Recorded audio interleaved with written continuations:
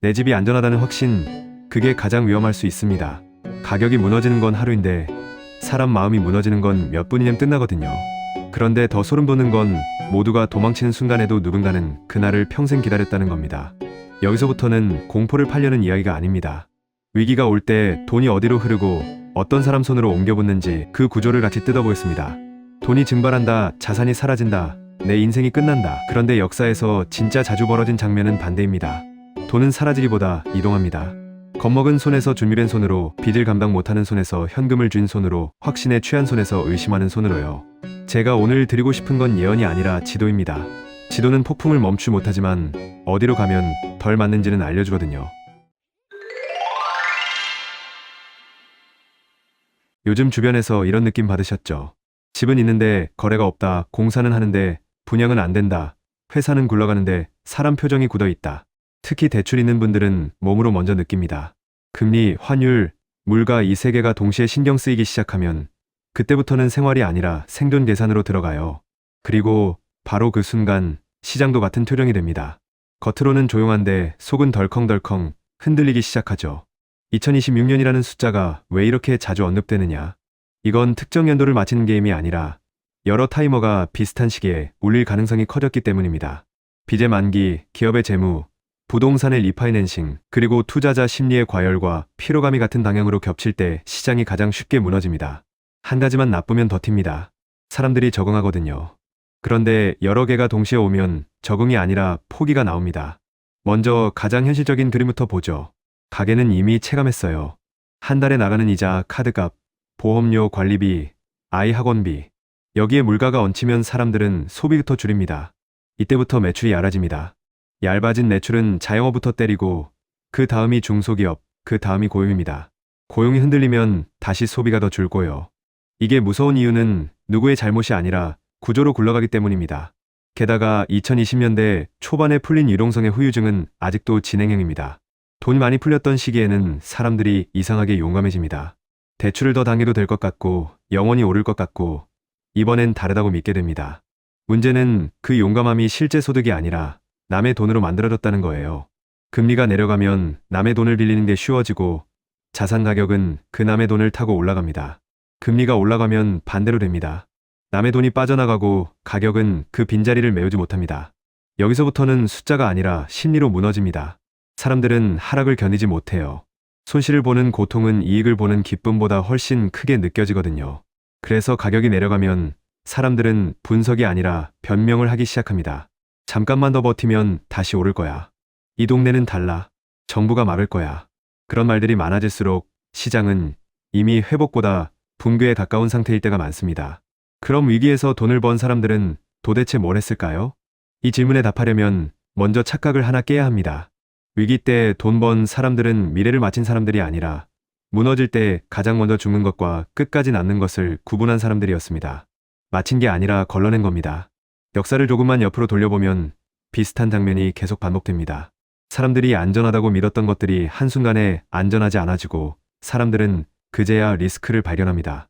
그 리스크는 원래 없던 게 아니라 계속 있었는데 못 본 겁니다. 1987년 주식시장이 하루에 급락했을 때 많은 사람들은 시스템이 끝났다고 했습니다. 그런데 그 충격이 지나가고 나면 남는 게 있어요. 공포가 지나간 자리엔 할인표가 붙습니다. 그리고 그 할인표를 볼 눈이 있는 사람은 반드시 조건이 하나 있습니다. 그 사람은 가격표보다 현금 흐름을 먼저 봅니다. 회사든 건물이든 가게든 결국 살아남는 건 현금이 들어오는 구조를 가진 쪽입니다. 가격이 떨어져도 월세가 들어오고 매출이 나고 비용을 줄일 수 있고 빚을 감당할 수 있는 쪽이 살아남습니다. 위기에서 부자가 된 사람들의 공통점은 여기서부터 시작합니다. 남들이 차트를 볼 때 그들은 장부를 받습니다. 남들이 뉴스 헤드라인을 볼 때 그들은 만리표를 받습니다. 남들이 희망을 말할 때 그들은 손익계산서에서 숨이 끊기는 지점을 찾았습니다. 그리고 더 중요한 공통점이 있습니다. 그들은 늘 시장 안에 있었다는 겁니다. 폭풍이 왔다고 바다에서 도망쳐버리면 파도가 언제 낮아졌는지 알 방법이 없어요. 위기가 올 때 사람들은 앱을 지우고 뉴스를 끄고 투자 자체를 싫어합니다. 그런데 아이러니하게도 기회는 조용할 때가 아니라 가장 시끄러울 때 나타납니다. 사람들이 비명을 지를 때 가격은 가장 왜곡됩니다. 그 왜곡이 누군가의 인생을 바꾸는 겁니다. 여기서 오해는 하지 말아야 합니다. 지금부터 드릴 내용은 누가 언제 무엇을 사면 돈 번다 같은 단순한 처방이 아닙니다. 투자는 손실 가능성이 항상 있고 특히 위기 국면에서는 변동성이 커져서 심리적으로 버티기 더 어렵습니다. 다만 같은 폭풍 속에서도 덜 다치고 기회를 알아볼 확률을 높이는 방향을 이야기하는 겁니다.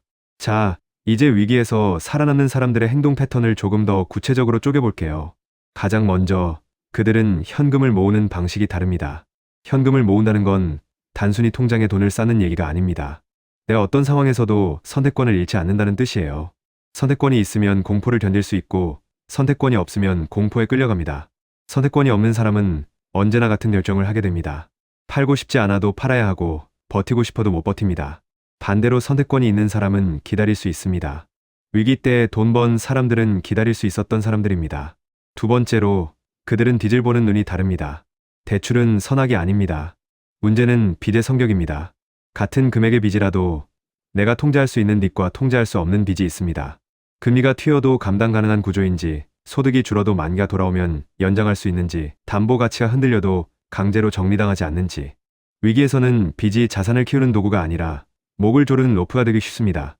특히 사람들이 놓치는 건 가격 하락은 천천히 오지 않을 때가 많습니다. 거래가 끊기고 호가가 무너지고 그 다음엔 경매가 나오고 그 다음엔 주변 시세가 따라가요. 이때 로프가 확 조여집니다. 세 번째로 그들은 자산의 등급을 나눕니다. 위기 때 가격이 떨어진다는 말은 너무 흔합니다. 중요한 건 무엇이 더 오래 회복하지 못하는지입니다. 위기에서 회복이 빠른 건 결국 사람들이 다시 필요로 하는 것들입니다. 꼭 필요해서 사는 것, 대체가 어려운 것, 반복적으로 돈을 벌어주는 것. 반대로 회복이 느린 건 유행으로 사는 것, 과한 기대가 붙었던 것, 빚으로 떠받쳐진 것, 누군가 더 비싸게 사줄 거라는 믿음으로 오른 것들입니다. 그래서 위기 때 부자가 된 사람들은 싸게 샀다를 자랑하지 않습니다. 그들은 좋은 걸 샀다를 중요하게 생각합니다. 싸게 샀는데 안 오르면 아무 의미가 없거든요. 이 지점에서 많은 분들이 가장 아픈 이야기를 합니다. 왜 나는 매번 늦게 들어갔을까? 왜 나는 꼭 비싸게 샀을까? 그 이유는 실력 부족보다 인간의 기본 설정 때문일 가능성이 큽니다. 사람은 오르는 자산을 보면 안전하다고 느끼고 떨어지는 자산을 보면 위험하다고 느끼게 설계돼 있어요. 그래서 오를 때 따라가고 떨어질 때 도망갑니다. 그게 본능입니다. 문제는 투자에서 본능대로 하면 평균 이하가 된다는 겁니다. 평균 이하라는 건 대중과 비슷하다는 뜻이고 대중은 위기 때 대부분 손해를 봅니다. 그럼 본능을 이기는 사람들은 어떻게 했냐? 그들은 자신을 믿지 않았습니다. 이게 되게 이상하게 들릴 수 있는데 진짜로 그래요. 위기에서 크게 성공한 사람들은 자신이 흔들린다는 걸 너무 잘 알았습니다. 그래서 시스템을 만들었어요. 규칙을 만들고 조건을 만들고 기록을 하고 확인을 하고 감정을 분리했습니다. 흥분하면 뭘 사지 않는다. 불안하면 뭘 팔지 않는다. 내가 이해하지 못하는 건 접근하지 않는다. 내가 감당 못하는 빚은 지지 않는다. 이런 것들은 멋있는 말이 아니라 위기에서 살아남기 위한 방어력입니다. 여기서 잠깐 댓글 이야기로 넘어가 볼게요. 이런 영상들 아래에는 늘 비슷한 댓글이 달립니다. 다들 위기 온다고 겁주더니 결국 안 왔다. 위기 오면 우리 같은 사람은 뭘 해도 안 된다. 나는 현금이 없어서 기회가 와도 못 잡는다. 이 말들 다 이해됩니다. 사실 그래서 많은 분들이 포기해요. 그런데 포기하는 순간부터 진짜로 게임이 끝납니다. 위기에서 돈 버는 사람들의 가장 현실적인 공통점은 처음부터 부자여서가 아닐 때가 많습니다. 그들은 작게라도 살아남는 선택을 했어요. 그리고 위기가 지나간 뒤 살아남은 사람에게만 다음 라운드가 열립니다. 이게 냉정한 현실입니다. 게임은 멋진 예측이 아니라 생존한 사람에게 유리하게 설계돼 있어요. 그럼 우리가 2026년을 앞두고 가장 먼저 봐야 할 장면은 뭘까요? 저는 거창한 통계보다 현장 신호를 더 믿는 편입니다. 위기에는 늘 생활 속에서 먼저 티가 납니다. 배달앱에서 할인 쿠폰이 늘어난다. 주말 예약이 쉬워진다. 매장 직원이 줄고 대신 무인 기계가 늘어난다. 중고거래에 새 상품이 많아진다. 신축 분양 광고가 더 자극적으로 바뀐다. 이런 것들은 사람들의 숨이 가빠졌다는 신호입니다. 그리고 그런 신호가 쌓이면 결국 금융으로 올라갑니다. 연체가 늘고 대출 조건이 바뀌고 자금이 막히고 그 다음엔 사고가 납니다. 위기가 무서운 건 대부분이 마지막에야 알아차린다는 점입니다. 폭풍이 바다에서 일어날 때는 멀리서 파도가 예쁘게 보여요. 그런데 해안에 도착하는 순간 그때부터는 도망칠 시간이 없습니다. 그래서 준비는 위기 한복판이 아니라 아직 사람들이 평온하다고 느낄 때 해야 합니다. 여기부터는 실전 감각으로 이야기해 보겠습니다. 당장 우리가 할 수 있는 건 미래를 맞히는 게 아닙니다. 미래가 어떻게 오든 버틸 체력을 만드는 겁니다. 체력은 아주 단순합니다. 현금 흐름을 건강하게 만들고 고정비를 줄이고 빚의 위험을 낮추고 자산을 냉정하게 점검하는 것. 이걸 하면 위기가 안 와도 나쁘지 않습니다. 오히려 삶이 가벼워져요. 그런데 위기가 오면 차이가 엄청나게 벌어집니다. 똑같이 월급 받는 사람도 고정비가 낮으면 더 튑니다. 똑같이 사업하는 사람도 비용 구조가 가벼우면 더 튑니다. 똑같이 투자하는 사람도 만기가 없고 레버리지가 낮으면 더 튑니다. 위기에서 돈 버는 건 결국 버틴 사람에게 주어지는 보상입니다. 그럼 버티는데 가장 치명적인 적이 뭘까요? 저는 확신이라고 봅니다. 확신은 사람을 느리게 만듭니다. 내가 옳다고 믿는 순간 경고가 들리지 않거든요. 집값은 절대 안 떨어진다. 이 기업은 무조건 단다. 나는 손절 못한다. 이런 확신은 위기에서 독이 됩니다. 반대로 의심은 사람을 빠르게 만듭니다. 내가 틀릴 수 있다는 가능성을 열어두면 대비를 합니다. 대비는 돈을 벌기 위해서가 아니라 안 죽기 위해서 먼저 필요합니다. 안 죽으면 다음에 돈 벌 기회가 옵니다. 이제 역사 속 사례를 조금 다르게 꺼내볼게요. 사람들은 2008년 금융위기 얘기를 많이 합니다. 그런데 2008년의 핵심은 단순히 집값이 떨어졌다는 게 아니라 사람들이 믿던 시스템이 멈췄다는 데 있습니다. 돈이 돌지 않으면 좋은 자산도 나쁜 가격으로 나옵니다. 그때 일부 사람들은 한 가지 질문만 했습니다. 이게 영원히 망할 일이냐 아니면 일시적으로 멈춘 거냐? 영원히 망할 일이라면 피해야죠. 일시적으로 멈춘 거라면 그때가 기회가 됩니다. 문제는 그 구분이 어렵다는 겁니다. 그래서 위기 때 성공한 사람들은 하나를 더 합니다. 분산이 아니라 단계로 접근합니다. 한 번에 올인하지 않고 가격이 내려갈수록 조금씩, 더 명확해질수록 조금씩. 그러면 틀려도 살아남습니다. 여기서 또 중요한 포인트가 있어요. 위기 때는 좋은 것도 더 떨어집니다. 왜냐하면 좋은 것만 팔아서 현금을 만들 수 있기 때문입니다. 진짜로 위험한 것들은 거래가 안 되고 팔리지도 않습니다. 그래서 좋은 것들이 먼저 던져지는 이상한 장면이 벌어집니다. 그때 공포에 휩쓸리면 좋은 걸 싸게 넘기고 나쁜 걸 비싸게 붙잡는 상황이 생깁니다. 이게 위기의 전형입니다. 그럼 2026년을 앞둔 우리에게 현실적으로 가장 중요한 질문은 이겁니다. 내 자산은 가격이 떨어졌을 때도 버틸 수 있나? 내 소득은 흔들렸을 때도 고정비를 감당할 수 있나? 내 대출은 금리가 다시 움직여도 견딜 수 있나? 내가 가진 자산은 사람들이 다시 돌아올 수 있는 가치가 있나? 이 질문에 답하기 싫을수록 답해야 합니다. 사람은 보기 싫은 걸 안 봅니다. 그게 심리적 방어예요. 그런데 시장은 그런 방어를 기다려주지 않습니다. 이제부터는 2026년이라는 키워드를 가진 콘텐츠들이 어떤 감정 버튼을 누르는지 이야기해 볼게요. 대부분은 공포를 누릅니다. 공포는 체류율이 잘 나와요. 그런데 공포만 남기면 사람은 마비됩니다. 마비된 사람은 클릭은 하지만 행동은 못합니다. 그래서 저는 공포 다음에 반드시 이걸 붙여야 한다고 봅니다. 내가 할 수 있는 것, 작아도 되는 것, 당장 바꿀 수 있는 것. 위기에서 부자 된 사람들의 공통점은 거창한 비밀이 아니라 평소에 이미 이걸 해놨다는 겁니다. 생활을 무겁게 만드는 구멍을 막아놨고, 위험한 빚을 줄였고, 현금의 의미를 이해했고, 가격이 아니라 본질을 보는 연습을 했습니다. 이게 쌓이다가 위기가 왔을 때 행동으로 바뀝니다. 자, 이제 가장 현실적인 장면 하나를 상상해보죠. 뉴스에서 계속 이런 말이 나옵니다. 거래 절벽, 미분양, 기업 구조 조정, 실적 쇼크, 연체율 상승, 자금 경색. 사람들은 처음엔 무덤덤해요. 그런데 어느 날 갑자기 주변에서 소식이 들립니다. 아는 형이 다니는 회사가 희망퇴직 받는다더라. 친구가 하던 가게가 문 닫는다더라. 옆 동네 아파트가 급매로 나왔다더라. 그때부터 사람들은 휴대폰을 더 많이 봅니다. 그리고 그때부터 시장은 속도가 붙습니다. 공포가 붙은 시장은 합리적이지 않습니다. 합리적이지 않기 때문에 기회가 생기고 합리적이지 않기 때문에 위험도 같이 커집니다. 그래서 위기에서 돈 번 사람들은 딱 두 가지를 같이 데려갑니다. 현금과 기준. 현금은 탄약이고 기준은 조준입니다. 조준 없이 쏘면 다 날려요.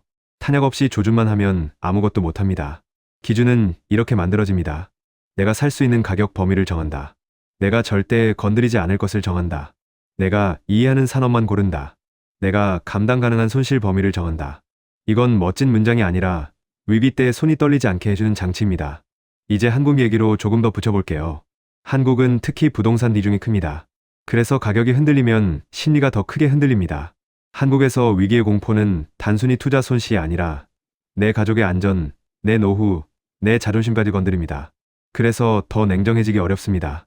그렇기 때문에 더더욱 원칙이 필요합니다. 여기서 중요한 건 무조건 살아가 아니라는 점입니다. 무조건 버텨도 아닙니다. 상황에 따라 다릅니다. 현금 흐름이 건강하고 대출 구조가 버틸만하고 거주 목적이 확실하고 생활이 흔들리지 않는다면 가격 등락을 견딜 체력이 있을 수 있어요. 반대로 대출 만기가 촘촘하고 변동금리 비중이 크고 소득이 불안정하고 고정비가 높은데 가격 하락이 시작되면 그때는 선택권이 빠르게 사라집니다. 선택권이 사라지는 순간 시장은 잔인해집니다. 그래서 준비의 본질은 투자 수익이 아니라 선택권 유지입니다. 이제 마지막으로 위기에서 부자가 된 사람들의 공통점을 한 문장으로 정리해 볼게요. 그들은 위기가 올 때 갑자기 용감해진 게 아니라 위기 오기 전부터 겁을 조금씩 나눠서 먹어본 사람들입니다. 겁을 억지로 숨기지 않고 겁을 인정하고 겁이 말해주는 리스크를 정리하고 그래서 위기날의 겁이 덜한 사람들. 그 사람들이 결국 남들이 던지는 걸 받아낼 수 있습니다. 그리고 그 장면은 화려하지 않습니다. 대부분의 인생 역전은 조용하게 시작됩니다. 뉴스는 폭락을 떠들고 사람들은 끝났다고 말하고 그 와중에 누군가는 아주 작은 클릭을 합니다. 아주 평범한 매수, 아주 평범한 계약, 아주 평범한 결정. 그 결정이 몇 년 뒤 인생을 바꿉니다. 이제 여러분에게 질문 하나만 드릴게요. 만약 2026년에 시장이 흔들린다면 여러분은 어떤 사람이 되고 싶으신가요? 공포를 전염시키는 사람이 아니라 공포를 해석하는 사람이 되고 싶으신가요? 가격을 욕하는 사람이 아니라 가치를 계산하는 사람이 되고 싶으신가요? 남이 정한 속도로 움직이는 사람이 아니라 내 기준으로 버티는 사람이 되고 싶으신가요? 위기는 누구에게나 불편합니다. 하지만 위기는 누구에게나 같은 결과를 주지 않습니다. 결과를 바꾸는 건 예언이 아니라 준비입니다. 오늘 내용이 여러분의 머리를 더 복잡하게 만들었다면 그건 정상입니다. 위기는 단순하지 않거든요. 대신 오늘부터 삶에서 하나만 바꿔보세요. 고정비의 구멍 하나를 막고 비례 구조를 다시 보고 내가 가진 자산을 남의 눈으로 한 번만 평가해보는 것. 그 작은 행동이 위기가 와도 선택권을 지키게 해줍니다. 그리고 선택권이 남아있는 사람에게만 다음 기회가 옵니다. 그때 여러분이 시장을 떠나 있지 않았으면 좋겠습니다. 저는 다음 영상에서 사람들이 가장 많이 착각하는 위기 신호와 진짜로 위험이 커지는 구간에서 나타나는 행동 패턴을 더 구체적으로 풀어보겠습니다. 오늘 이야기가 도움이 되셨다면 구독과 좋아요로 같이 가주시면 좋겠습니다. 우리는 공포를 팔지 않고 공포를 이길 방법을 같이 만들 겁니다. 많은 분들이 위기를 이렇게 생각하세요.